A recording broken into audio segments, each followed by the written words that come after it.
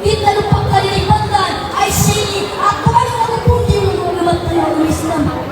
يقول النبي صلى الله عليه وسلم إن أول ما يحاسب به العبد يوم القيامة من عمله صلاته فإن صلحت فقد أفلح وأنجح وإن فسدت فقد خاب وخسر. Kaya ibagang Panginoon tungkol kumawawan tanusin sa walang kiyama. Na pamila mga pasasabihan na may tibiyasa sa pagkasakat tuloy. Ang pamila ko na limang mga pasasabihan na titulin apos na gumilapis sa titulin. Bintimu Allah, inna salata tanha anil fahsyai wal munkar. So kasing mo yung mangulit po Allah na titulin kaniyan, gumalit kaniyan, at yan di Allah na yatitulin dito sa mga na pagkasapar sa mga tala o pagkasunod sa mapiyan. Lagi na dito sa mga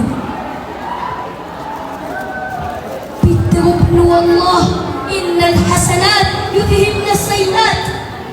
Bakal mangulit po Allah asusapin na pagkalas niya sa manilang yung gilip kami itong ama may posak pamadus. قال النبي صلى الله عليه وسلم الصلوات الخمس والجمعة إلى الجمعة ورمضان إلى رمضان مكفرة ما بينهن فاجتنبت الكبائر. سلمت من وقت تقول بنت محمد صلى الله عليه وسلم رسول الله تنطو قبل أسوأ رسيا ليس قليل وتنقلبك تنقلبك من كبائر الذنوب بدكم أنا نسا لا يبين الله سمرين أبي ينقلبك إلى السلطة ما يتونس.